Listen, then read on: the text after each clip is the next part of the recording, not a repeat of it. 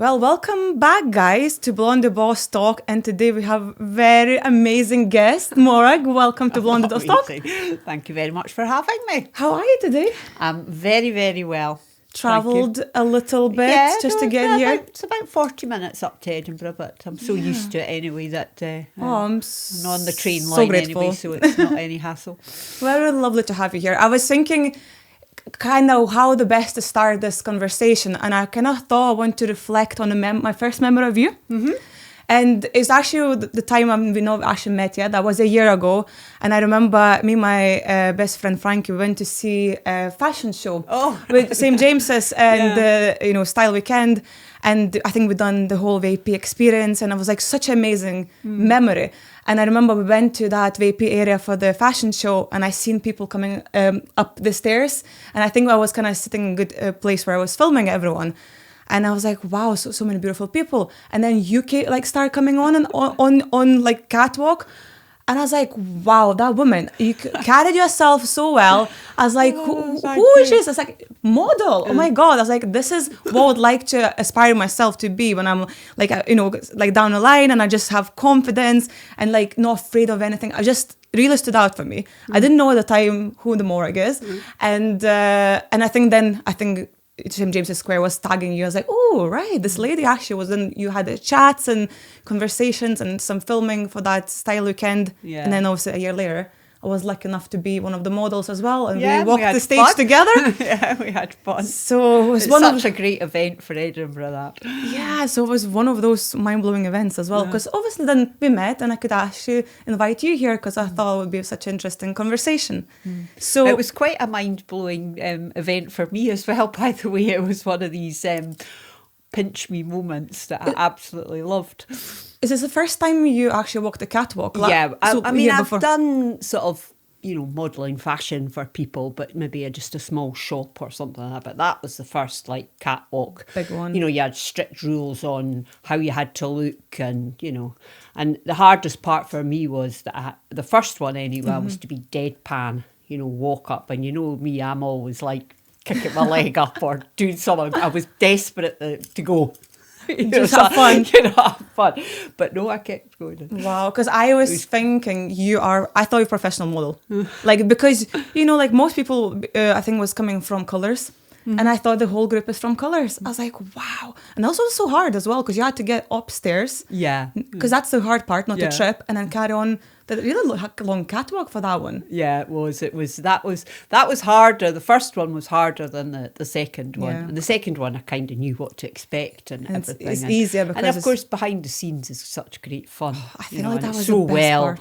It's so well organised that... feels like a proper London, Paris, Milan, and I was mind blown. I was felt so grateful to be amongst those amazing people. So it's one of those memories I have of you, which is quite nice to reflect. And then see, when I look back, or we will look back. So you was telling me you used to work in NHS, so it was completely different career you had. Absolutely. I was I trained as an occupational therapist. And laterally went into management, but and I worked with people with learning difficulties, autism. I did a lot of moving, and specialised in moving and handling. And then, as I say, I went into and I managed a team in Northumberland, and I took early retirement. I retired at 57, not thinking that this would come to anything, and then it did. And I am probably working harder than I've ever worked before. Because you were saying now, you're totally and absolutely totally different kettle of fish. That's crazy, interesting. So, see, when you was probably having your last day at your last job and thinking, this is my retirement, this is my last day. How do you even imagine your actual retirement go? Probably that wasn't on your books to whole social media. I thought retirement would be very slow, waking up, sitting watching the birds, drinking a cup of coffee, with my husband, and was completely different to what I expected. So quickly I think I got about 2 weeks of that, and then it just started. That was it? Yeah. Well, that almost like a 2-week holiday before the next pretty much chapter took off. So how did you even start in the first place? Because obviously, you're such a confident person. I know you from what I know you now. where this whole style came through. Well, I've always loved clothes. I mean, and that was why, you know, at work, when I went into management, I didn't wear a uniform, I wore my own clothes. I was always complimented on my style and just throughout my life. And I've always, even as a youngster, I just wanted to be different. You know, I was never a high street fashion. I need to have that. I need to have this. You know, if a trend came along and I liked it, I'd wear it. But I was always looking to be just slightly different to everybody else. And I think that's where it's come from. And I love independent small brands. Of course. And independent brands as well, whether they are small or you know, there is some very large independent brands. And I think, for me, I think that's where style comes from, being slight. You don't have to be wacky, because I'm certainly not a wacky dresser. I am in, well, maybe looking at me today, I probably am. But, you know, there is a lot more wackier people out there, what I call wacky. But I think if you look beyond just the high street shops, I think you create style. Yeah, and I'm a firm believer in that. I love that. I think a lot of times everyone is always maybe gets on trends because it's those shops, like it's kind of weekly fashion. I almost feel like it's 56 weeks or however many weeks. It almost feels like something else comes out, and you do feel like maybe sometimes pressure. You have to maybe be dressed a certain way to match the whole crowd. Yeah, and I think Instagram is terrible for that, because some of the influencers like to sell high street fashion, and I think they're pushing it all the time, and people are seeing that, so they want to buy it, and so yeah, it's. But I think it's about being confident not to be like everybody else. And that's not to say I don't buy high street, because I do. I'm very eclectic. You know, I've got, you know, I pride myself in having, you know, I always say to people, oh yeah, I go from having a Chanel handbag to Primark knickers and everything in between. I'll buy any type if I like it. If I like the item, I'll buy it and I'll style it. But I'm not really influenced at all with. In fact, I get a bit cross when something that I really like this season, polka dots. I've always loved polka dots. So I haven't bought any polka dots this season, but I've got lots in my wardrobe. But it becomes trendy, and that puts me off wearing because everyone them, else already because everybody else is. Wearing. My worst nightmare is turning up somewhere and being dressed the same. Unless it's, you know, sometimes you're invited to an influencer event and it's a brand and they want you to all be in, say, a white suit or something like that, then that's okay. But as for going to like a wedding or something like that, I would detest turning up being like somebody else. Oh gosh, I can imagine. I think that every female has that fear. Yeah. And it does happen some events like Met Gala. So you sometimes see the celebrities dressing the same dress. I'm like, oh, that's probably not a nice feeling. And see, in terms of your confidence, so presume you always been confident in yourself, or do you feel like that came as the kind of time bent and you just found that confidence within you? It is a perception that I'm quite confident, by the way. Okay. I think a lot of the time it's what I feel like in the day. I have very unconfident days, and a lot of people don't know this. Some people do know this, but I suffer from chronic anxiety, absolutely chronic anxiety over my years, which has been managed, it's been unmanaged, you know, and I have to take a step back when it takes over, and I realise when it does take over. But confidence for me comes with what I'm wearing. Gives me a lot of confidence. Like, I've walked along Princess Street and so many people have stopped me and saying, oh, you look amazing. That gives you confidence. And I really love complimenting people on what they're wearing, because I know what it makes me feel like. It's a powerful thing. It's confidence. A lot of people, because they're only seeing, and that's the difficulty with social media, they're only seeing the confident side of me. That's the perception people get. Yeah, because I think that's one of the probably questions I also had written down today, because a lot of probably people social media, obviously, you see always the best of everyone. And is anything you always think people presume, but actually completely different reality? Yeah. Even to do with your work or stuff like that. Yeah, that's about my confidence, I think.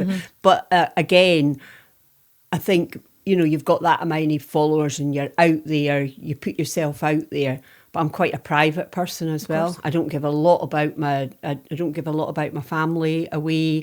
They're never on my social media. You might get a little foot off my granddaughter or just to see what I'm doing, but I'm not the type of person that's storying absolutely everything they do. Because when I go on, like for instance, if I go on holiday, it really depends on the mood.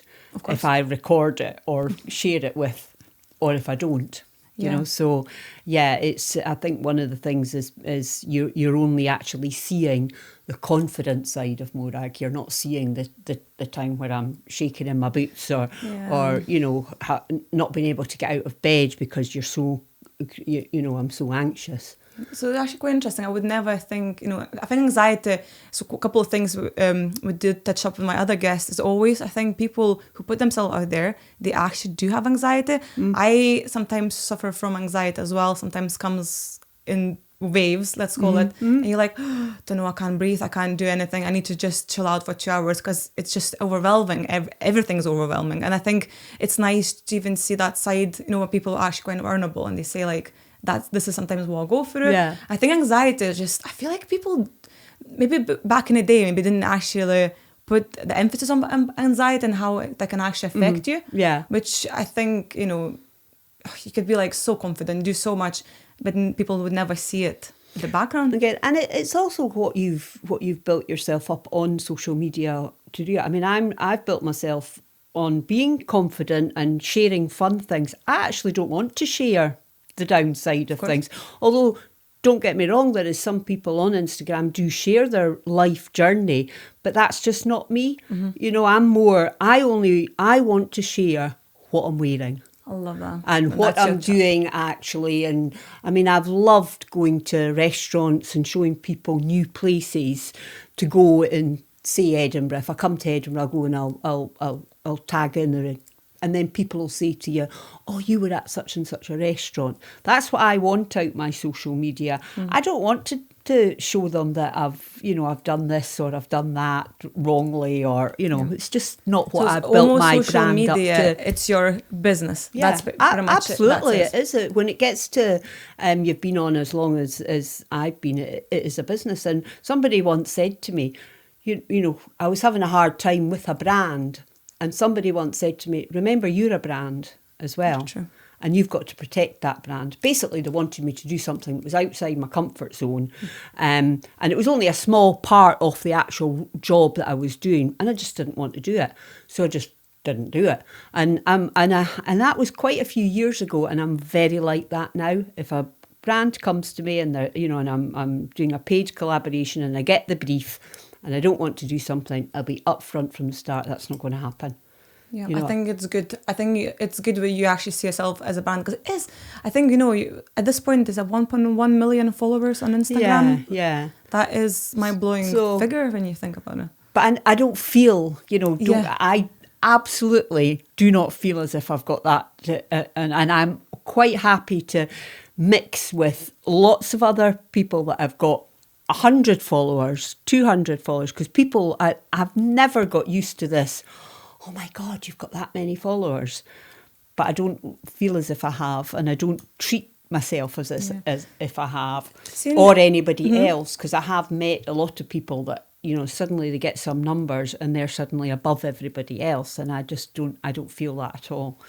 That is fascinating. And I think maybe this question just out of interest, it was, in terms of your journey with social media, did you ever thought at one point you're like, whoa, is that even real? Like, is that actually happening? Because it did happen quite quickly when you start posting and then you got some traction. Yeah. Or that was like slowly growing into, what we have now in terms of your own brand. I've never really thought about it that way. I've just thought I'm still the same person as I was taking my picture before I went into work. I had a friend that we used to text the night before and say we had about 4 locations that in Berwick-upon-Tweed where we would then we called them different things, and and we'd get the location, we'd meet 20 minutes before work, we'd bang off the photographs. Love that. I'm the same now as if I'm doing a huge contract. You know, I've never really changed that way. Probably a bit more nervous now than I was, because I'm a little bit more savvy about it all. I mean, I was totally naive when I started. I didn't even know what a hashtag was, let alone anything else. I just started to show my style, basically. So in terms of how long actually ago you started the whole social media? About 8 years ago. 8 years ago. It's now. about 8 years. It was about So that was before 2018. lockdown, probably. Yeah. Oh yeah, it was well before then. But I did. I always pride myself because I know Reels. When Reels came in, you know, putting videos onto Instagram, there was a lot of people just came on with 100. You know, well, there's been a lot of people been on Instagram for a long, long time, struggling to grow, and then somebody came on, opened an account, started Reels, and they shot up like that. You know, but I always pride myself in saying I got to about 100k. With my photographs of just plain photographs of my style before Reels came in. And I've been lucky with Reels, you know, and you know, I'm very unlucky at sometimes, but I've been lucky with the algorithm at the beginning that I got a break. Do you find it difficult, like when it comes to filming, and probably have so much to post all the time, like, you know, like workload in terms of? Oh yeah, and this year I've really decided that I'm doing half as much as I did. I was probably getting to burnout point, but I built up you know, it's very hard when you build up a big brand and you're constantly getting asked to do things. But I've made the decision this year that I'm backtracking, and which I am successfully doing. However, that means that I get to show more of my own wardrobe, you know, I mean, I work with loads and loads of brands, and I love everything I put on to social media, but I cannot physically wear everything. I can't imagine. There is just not enough hours in the day to wear everything. And you know yourself, you'll go to and pick your favourite thing if you're going out to somewhere or thing. So when I backtrack on paid jobs, I think, I could do a reel on that because that's a nice outfit. I could do it. So I've got that much content. And I think, oh no, I must stop making reels, you know. It's incredible. I think when it comes to even your own wardrobe, do you have any item that you would never give up? Like always want to have it in your wardrobe? It's been years and you still would love to wear it, or maybe a couple even things. Oh, absolutely. I mean, I was just saying that the other day there.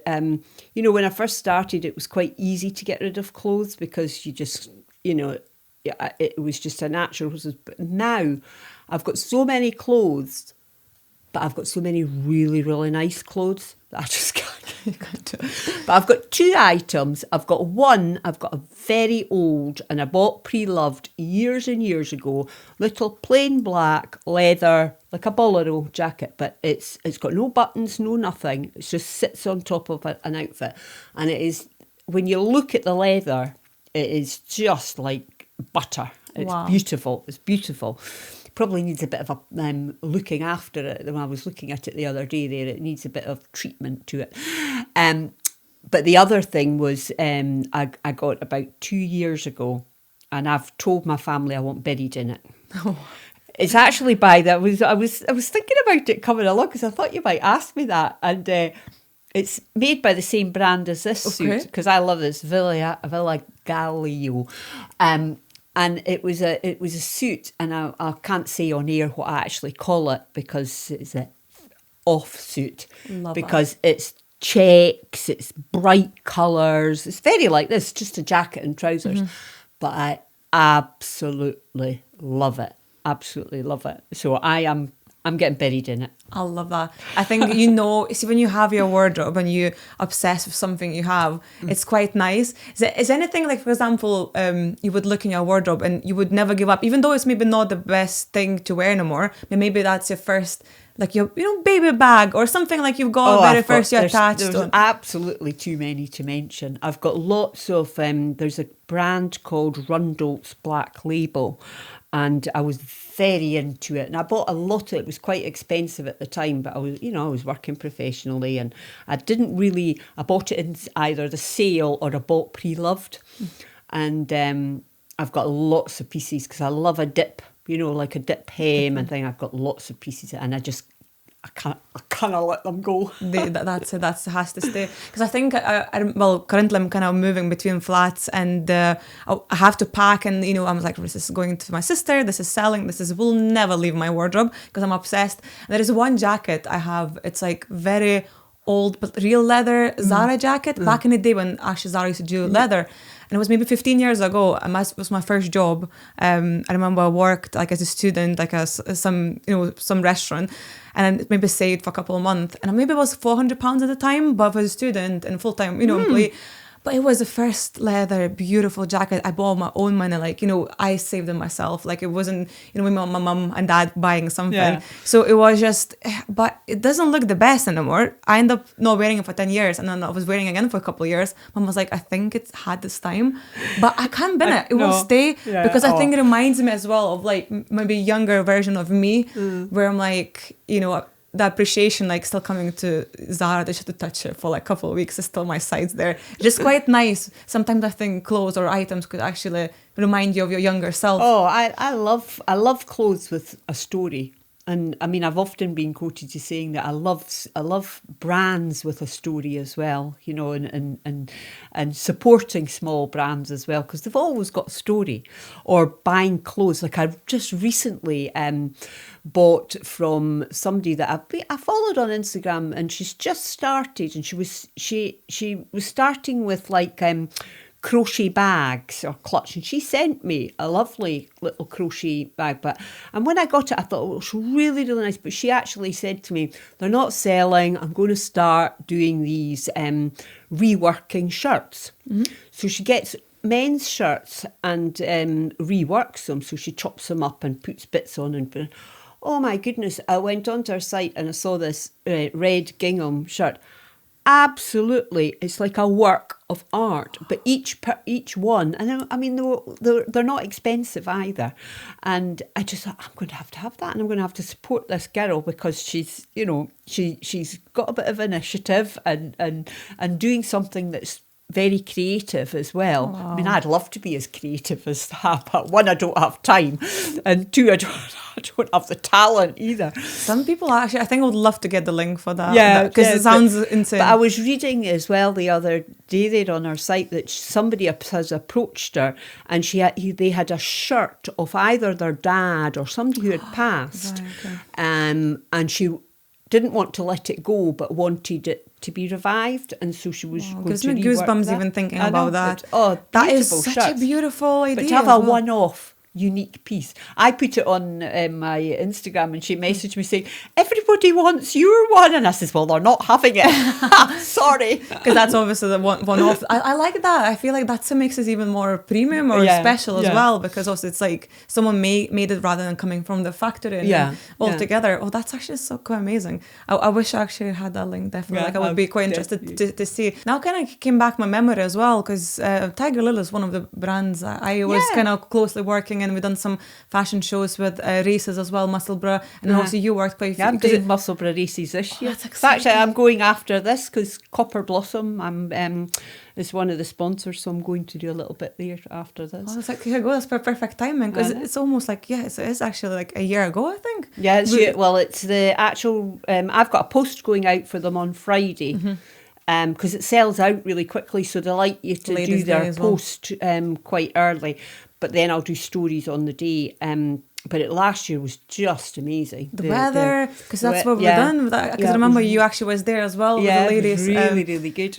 I think it's about the 7th of August. Yeah, so yes. Yeah, that's very beginning of August. Rings the bell. Because I think last year I was like, what was that timing again? It was August. It was incredible. What a beautiful day as well. Musselburgh races are stunning. Yeah, and the style was, because I'm a judge this year again, and I really, really enjoyed doing that. It's very interesting to see what people had their own style, and a lot of the girls, they make so much effort. Yeah, they actually make things themselves. Well, actually, the girl that won it last year, today's post actually that I put up today was inspired by her. Oh, wow, right. Because she had a boater hat on. Of course. And I was saying to her, where did you get that hat from?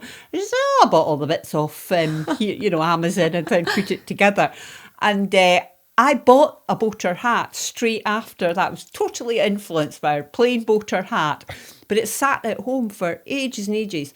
And then I had this garland that I wore, goodness, about 4 years ago. But it was so pretty. And I thought, I wonder if I could just stick that on the hat, which I did. So if you look at my post today, that hat was totally inspired by the woman who won the fashion show last year. Because I remember, because also they went through, each person was asking, where did you find your outfit? Who inspired the hats as well? Because quite a few ladies actually made it themselves. Yeah, and I was absolutely. like, incredible. It's like a piece of art. I know. That's actually so much fun. So this year also you being judged, that would be a fun task as well.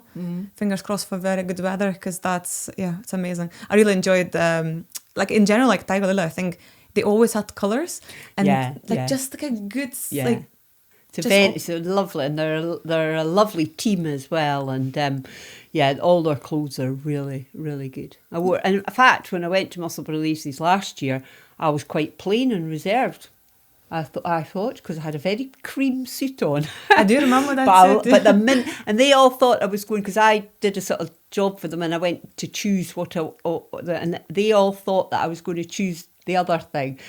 But, clothes for me, and I often say when people come on Instagram and they say, help me choose out of these 3 outfits, my answer always is, wear what you're comfortable in.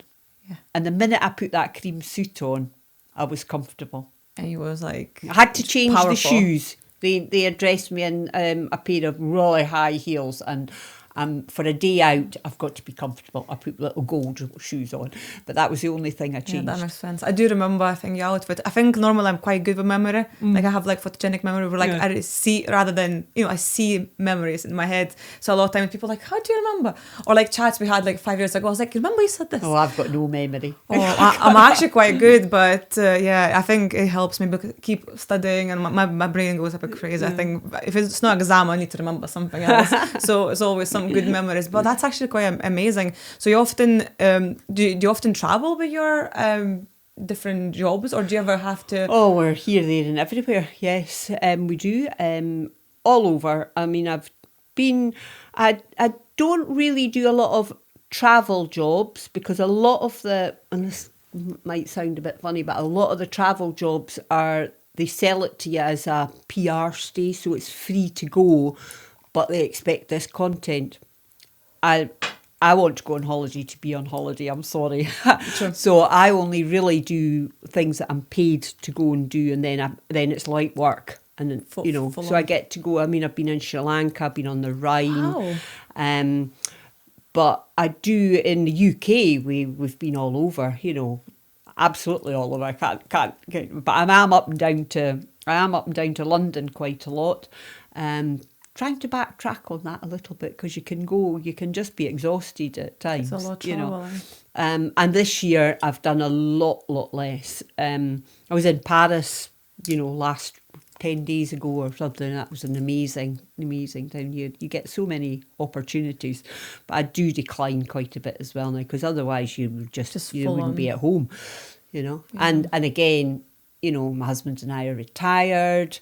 We want to go on our own holidays and escape. So I'm now calling it actually my annual leave, because you get annual leave I got annual leave all the time. I mean, I worked very, very hard in the NHS, but when I went on my annual leave, I didn't take my work phone with me, or or anything like that. So why should I when I'm Is everything for you on one phone, so you can like separate, like when you go on holiday still have the same phone? It's not like you have two it's all on, So then it's not like you're gonna have to put like do not disturb mode, because still family have to reach out.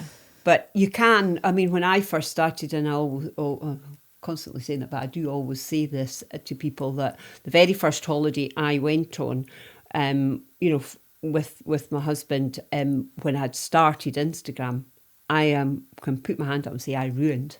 Because when you start, your mind, and still to this day, your mind is constantly looking for where's the best photograph can be taken. Oh, that'd be good to do this. That'd be good to...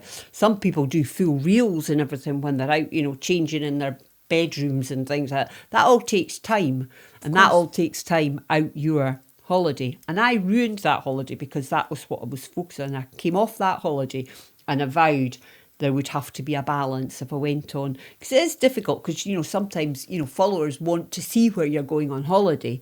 But there is sometimes I'm walking up the steps of the airplane, I think, nah, and I switch off. I put the app, actually, when I decide to do that, I put the app on the third page of my phone. So you can't... Because you're automatically, the minute I open my phone, I'm on Instagram before I know it, because it's so automatic, you know, or my emails. And I do answer emails when I'm on holiday, but I don't, I try not to post. But again, it's very much, it's a bit like your confidence, you know, it really depends on the mood I'm in as well. I might go on holiday and think, oh, you know what, I'll do something. And maybe you enjoy it. It's a bit of fun as well. Yeah. And I think, you know, also you have your family and your, you know, grandkids. And holidays as well. are so precious, and life is so short. Yeah. Life is very, very short. And nobody thanked you for being on your phone all the time. True. And that was hard. That was very hard in the very beginning for me too, because you get so entrenched, you know, you get so, this is Instagram and this is what I'm doing. And it's funny now when I look at people on Instagram and I think, gosh, you never stop. You know, you absolutely never stop. I feel I never stop, you know, and I do what I do. But it becomes something 24/7 for you. Yeah, and I think you've got to put boundaries in. That's what I think I'm really trying to say. I think there has to be some boundaries. So I think when you work somewhere, for let's say like if it's NHS, you just, you know, you finish your shift, you finish your work. Maybe you have a couple of things to do, but it's always, you know, that's me home. Turn off. Absolutely. But it's completely different with social media because it's always there. It's like it becomes 24/7 because you don't know who's gonna message you. Nighttime, weekend, evening, morning, afternoon. Or you have things, your timetable, things you need to do. Yeah, we have definite, I mean, my husband and I have this sort of thing going on that we have definite date nights where we don't have phones at all. Because he doesn't do he does social media, but he doesn't do social media. I mean, he understands because I'm a business that I've got to do certain things. But for a long time, you know, we were going to, so for instance, the two things I'm doing today, he'd say, oh God, are we finished yet? Are we, you know, what we doing now? What we doing now? But now he's going to meet me. He knows that it's work. Mm-hmm. And I think if you take that attitude that this is work and this is my life, we are much happier about the whole experience. Yeah, because I think especially if he's always with you, if he doesn't think, oh, this is actually work hours, he would feel like, oh, maybe like, you know, I think when it comes to phones, I was listening to Daria CFO, I think he had some guest was speaking about how people feel about you having a phone on your table. And it was like quite interesting, just such a small thing because it came to my mind. And I think they said, if you don't have a phone on the table, you feel more connected. If you have a phone on the table but upside down, you still feel connection. But at the moment, I think phone is up the way, even though you're not looking at it, somehow it makes you feel less connected with person. I was like, oh, it's actually interesting. That's interesting. But I was like, maybe it would be interesting to try. But I normally, when I'm with people, either I hide it when I'm on holiday. My friends don't get voice notes back. They're like, where have you been? It's been a week. I'm like, mom and dad, I'm in a moment. I'm just trying not, like I would post something 2 days after, but I would just be so in a moment. Or if I, for example, meeting my friends, even if I have phone, it's always upside down. No other reason apart from, because if I get notification, I get distracted. I would never want to feel like, you know, if someone tells me a story, like it just feels like you for a second take that attention away. Yeah. And I think that person subconsciously can feel it. And I think it was quite interesting. I was like, oh, actually, but I think that exactly I do appreciate, you know, I mean, I'm older and yes, I've got a big brand, but it's not my, you know, I'm retired from a professional job and a lot of the youngsters coming through and even people give up their jobs to follow, it's their job. But I always say every job, you still get annual leave. Love that. You still have time away from it, and it is so hard. You know, you're lying on the sofa enjoying this film with your phone. You know, you're going like this on your phone. Do it all the time, you know. But you have to definitely. I was quite. It's very addictive, and it was going to go either way with my husband and I in the early stages, because he embraces it. Don't get me wrong, but he would get cross with it as well. But now we've got just a great balance, and we understand that this is work, this or this isn't work. Oh, that's and in incredible. actual fact, when you take that attitude, you have a lot more fun. I think that's really good way to approach it. I think when new situation comes in, probably that wasn't part of your plan originally. It just becomes like thing that it's not like maybe you chosen to happen. It just happened because you enjoyed it. You done what you enjoyed to do, and then it just that whole journey chapter came your way. See, I think a lot of times, I think in terms of females and when females in business, people like anything to do with females, and when you start aging, you're 40, 50, I feel like a lot maybe females want to put like a timeline on themselves. Yeah. What do you think about that? Because you are your inspiration. It's my worst thing. I just do not like it, and it's very prevalent at the moment that people say, "I'm 50." But constantly. But that, that's what they're building their business up on, is constantly telling you their age. Just live your life. Your age is irrelevant. I've never really thought about, I'm very proud of being 62 and I would never like to be younger, but I've never sort of said, this is what you should do. And I don't know where they get this. Well, we're always hidden, or we're meant to be frumpy. Are we? Where do you get that from? I've never felt that society has, suppressed how I lead my life, And I mean, it's very hard for me as well around, a lot of people use weight as well. This is what, I'm mid-size, or I can't really talk up about it because people slam me down because I'm skinny. Mm-hmm. And that's, I mean, it is my issue being skinny, but I've never been any different. Mm-hmm. So I can't really be an advocate for saying you should just live your life, whatever size or whatever, because the minute I start to talk about that, I get slammed for it.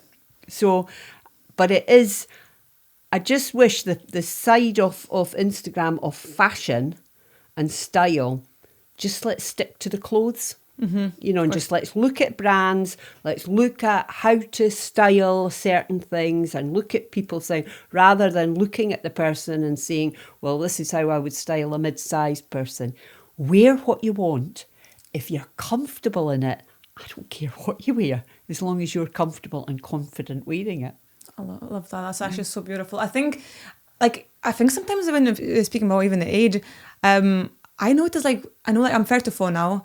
I still feel very young, and I feel like you have to have. I have always had the young mindset, mature but young mindset, and I think I would like to be maybe 55 still with a young mindset. Mm-hmm. Just have that energy where I would dress what I feel like, colors, or just even do things or challenges, or it could be hikes or walks or something I can potentially hopefully still do.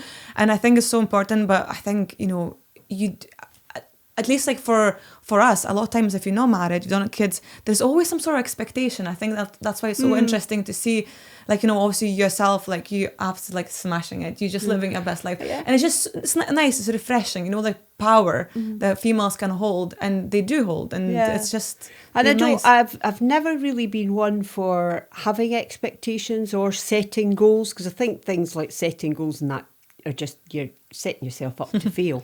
I just live for the day, and that's happened even more since, my mother, basically she passed when she was 59, just gone 60.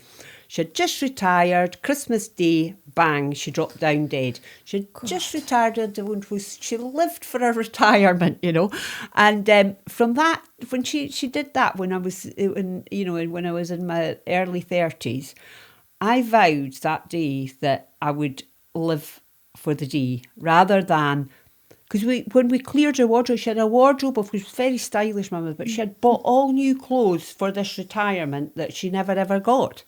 So it is very sad, but in some respects she was the making of me, because from that day on, never kept anything for good. I wore all my wardrobe, because you know how you had your Sunday best. Yeah, of course. wore every, you know, and just if there's an opportunity and I fancy doing it, I'll do it. So I think I've kind of bypassed this sort of 40s, 50s tirade people are on at the moment, that this is what you should be doing, and you know, so you know, it was a very pivotal moment in my life for many reasons, but yeah, just live for the day. Oh, I think it's beautiful. And I kind of must ask as well, do you believe in manifestation and manifesting your, you know, things you want in your life? Because I feel sometimes it does, when you do have a big dreams, they actually happen. I actually don't, to be honest. I don't have any dreams of doing. I just am an opportunist. You just, whatever is the day, you're enjoying it, you in the moment. A good example of that is that a friend invited, I went with another influencer, but she invited me, do you fancy being my +1 to up the Rhine, a river cruise? And I'd always fancied a river cruise. I'll do that, because that's what I wanted to do. I didn't sort of think, oh, this is my goal to do that. If it comes along, I'll do it. You know, so, and if other things come along and I don't fancy it, I just don't fancy doing it. Do you have, like, for example, maybe that can answer already, but do you still have something you would like to achieve? Could be like anything. Could be, you know, if it's like a holiday, or like, you know, something experience with your family or something else. Could be like something completely different. You would still like to do it at some point. You've never done it? Oh, I don't know. Because I'm always achieving. I feel every day is an achievement. I've just achieved, you know, not drinking coffee. You know, I'm not very healthy in what I do or eat, I have to say, but I just really wanted to cut my caffeine down, and that's been an achievement for me. I found a brand, but I found brands of coffee and I couldn't find, but I found this one brand that I absolutely love, and I've actually achieved drinking 1 cup of coffee and the rest is decaffeinated. And to me, that's a very small, irrelevant thing, but it's a big achievement in me, because it was niggling at me that I would do that.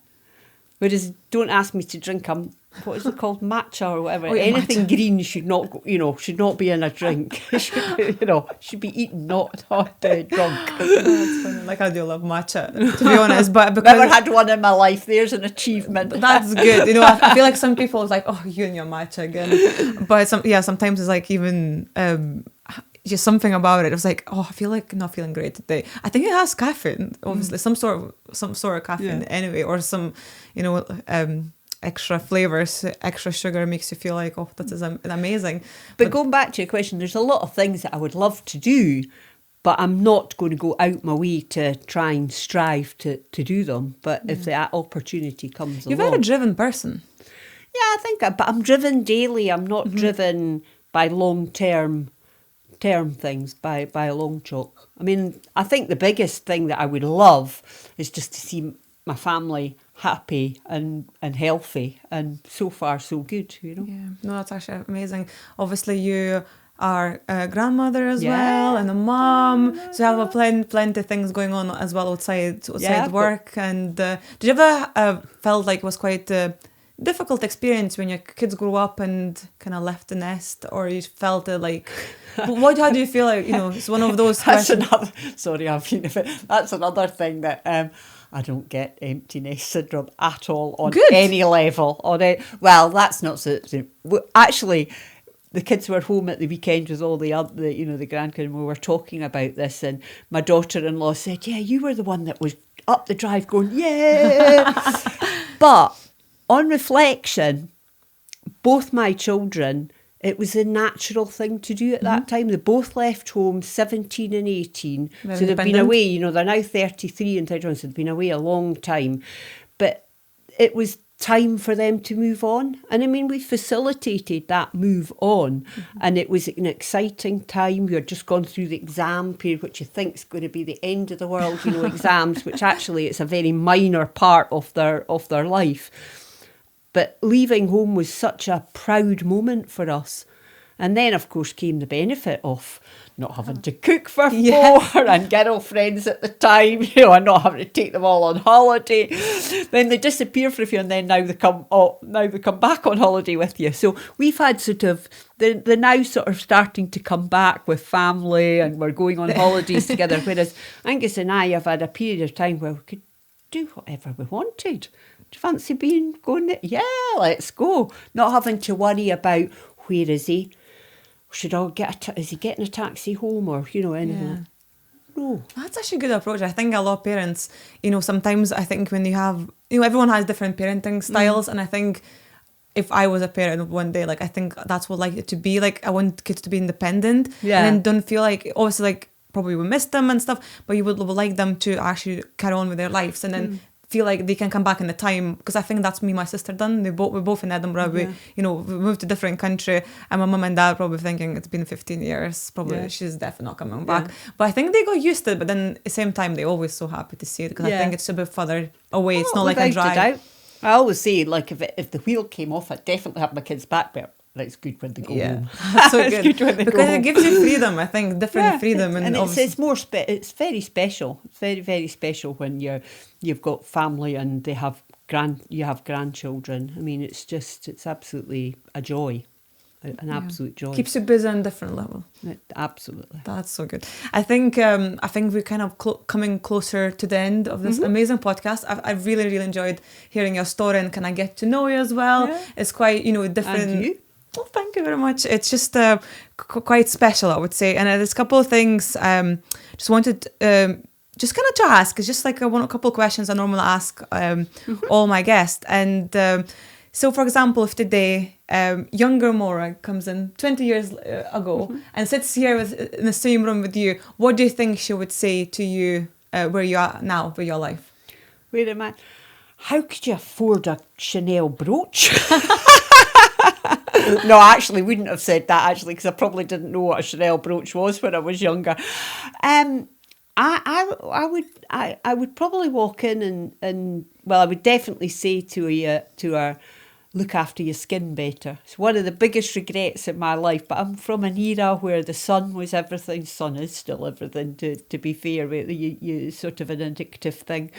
I would, I see nowadays I'm quite jealous of the younger people and all the lotions and potions. I didn't have I didn't really have my mother to tell me. We were getting taken abroad and, no suntan cream and everything, because it just wasn't a thing in those days. And it was I can always remember putting oil on, like suntan oil on.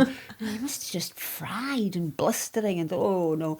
So that would be the thing that my younger person would say was, look after your skin a bit better. That's actually one thing I was thinking about that today. Because you've got absolutely beautiful skin. Thank you so much. And you get to, I'm just... there is some people who got of my age absolutely beautiful. But I've got good skin. I've not, everybody says that I've got good skin, but I'm very marked. And that's just through the use of sun and not looking after, to be honest, not having a really good routine. Because probably one thing I'm going to buy today, straight after this, actually a sunscreen for my actual face. Because today I was like, did I actually have a bit of a sun damage? Because also that was like a makeup on and stuff.